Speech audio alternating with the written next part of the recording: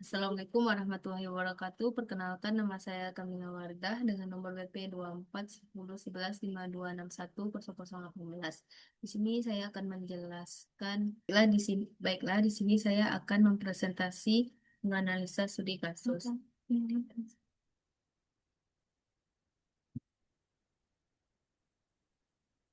Nah, di sini ada studi kasus sederhana, yaitu kebocoran data di RS Medika. Skenario-nya serangan phishing di Rumah Sakit Medika. Rumah Sakit RS Medika adalah penyedia layanan kesehatan yang menyimpan ribuan rekam medis elektronik pasien, termasuk data sensitif seperti hasil diagnosa dan riwayat pengobatan insiden. Bisa kita baca yaitu suatu hari, seorang staf administrasi sekolah RS Medika yang sedang terburu-buru membuka lampiran email phishing yang berpura-pura menjadi pemberitahuan pajak dari pemerintah. Lampiran tersebut berisi malware yang mengunci enkripsi seluruh database RME di server LS Medika, membuat dokter dan perawat tidak dapat mengakses data pasien saat dibutuhkan. Selain itu, malware tersebut juga berhasil mencuri dan mengirimkan salinan data pribadi pasien yang sensitif diagnosa NIK ke pihak luar. Fakta tambahannya tuh, LS Medica tidak memiliki program pelatihan wajib mengenai keamanan informasi dan identifikasi phishing untuk staf non-IT. Meskipun RS memiliki sistem firewall, sistem tersebut tidak dikonfigurasi dengan baik untuk mendeteksi malware berbasis email. Backup dan data RS Medica terbukti gagal karena server backup tersebut juga terhubung ke jaringan utama dan ikut terinskripsi malware. Maka kita akan analisis keamanan informasi dan kontrol. Yang pertama itu ada pilar keamanan, SIA, threat, dan ancaman dan kerentanan. Terus yang ketiga ada rekomendasi kontrol. Kita bahas satu-satu. Yang pertama, eh, pilar keamanan SIA threat.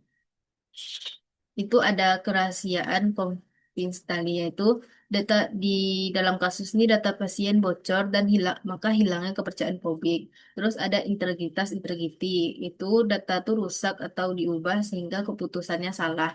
Lalu ada kesetiaan availability, sistem tidak bisa diakses karena layanannya itu tuh terganggu.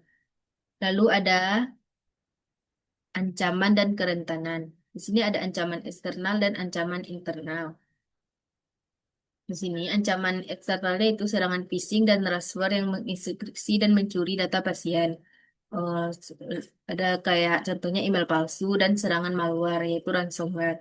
Kalau di ancaman internalnya ada kesalahan staf, kurangnya pelatihan, konfigurasi sistem yang salah.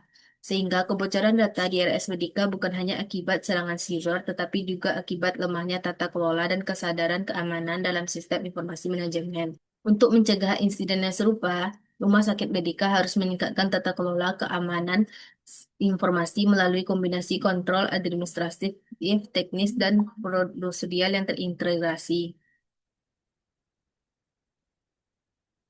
Dan yang ketiga itu ada rekomendasi kontrol. Rekomendasi kontrol ini terbagi menjadi tiga, yaitu kontrol administratif, kontrol teknis, dan kontrol fisik.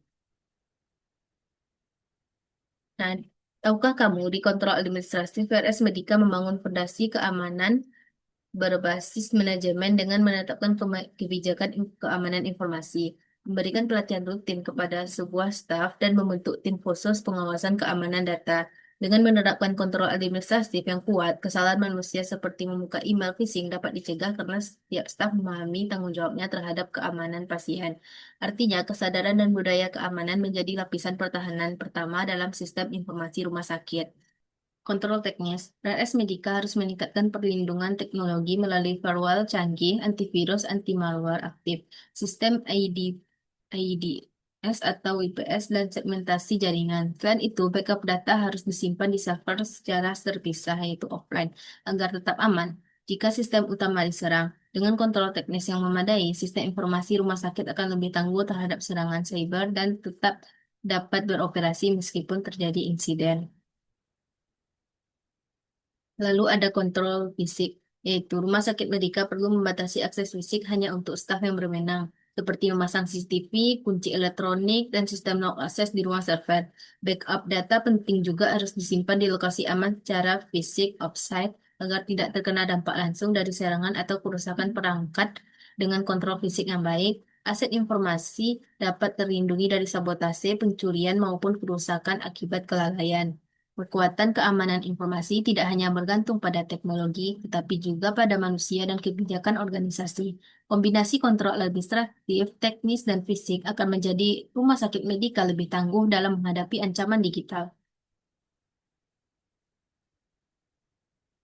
Kita akan membahas tentang analisis etika dan tanggung jawab. Ini terbagi menjadi dua, yaitu hak dan kewajiban privasi yang pertama. Hak dan kewajiban privasi yang pertama.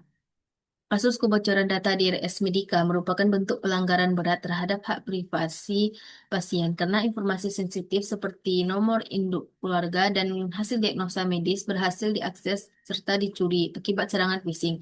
Kejadian ini menunjukkan adanya kelalaian pihak rumah sakit dalam melindungi data pribadi pasien, terutama karena tidak adanya program pelatihan keamanan siber dan lemahnya sistem perlindungan informasi. Akibatnya, kerisian data medis pasien terungkap yang berpotensi menimbulkan kerugian pribadi maupun sosial bagi pasien, serta menimbulkan tanggung jawab hukum dan etika bagi rumah sakit medika sebagai pengelola data. Lalu ada akuntabilitas dan kontrol. Pihak yang paling bertanggung jawab atas insiden ini adalah manajemen rumah sakit medika karena akar permasalahannya terletak pada kegagalan sistematik dalam mengelola keamanan informasi di lingkungan rumah sakit. Manajemen memiliki tanggung jawab untuk memastikan adanya kebijakan perlindungan data yang kuat, serta memberikan pelatihan rutin kepada seluruh karyawan agar mampu mengenali ancaman seperti phishing. Selain itu, sistem teknis seperti firewall, inskripsi, dan backup data seharusnya dikonfigurasi dengan benar, mengurangi risiko kebocoran maupun staf membuka email phishing menjadi pemicu langsung. Tanggung jawab utama tetap berada di tangan manajemen karena yang menyiapkan perlindungan dan prosedur keamanan memadai. Simpulannya, kebocoran data di rumah sakit Medika menunjukkan bahwa keamanan informasi bukan hanya urusan teknologi, tetapi juga menyangkut manajemen, etika, dan tanggung jawab sosial. Dengan menerapkan kontrol administratif, teknis, dan fisik secara menyeluruh, serta menumbuhkan budaya keamanan di seluruh organisasi rumah sakit Medika dapat melindungi data pasien dan mempertahankan kepercayaan publik. Baiklah, sekian presentasi dari saya. Mohon maaf bila ada kesalahan kata. Assalamualaikum warahmatullahi wabarakatuh.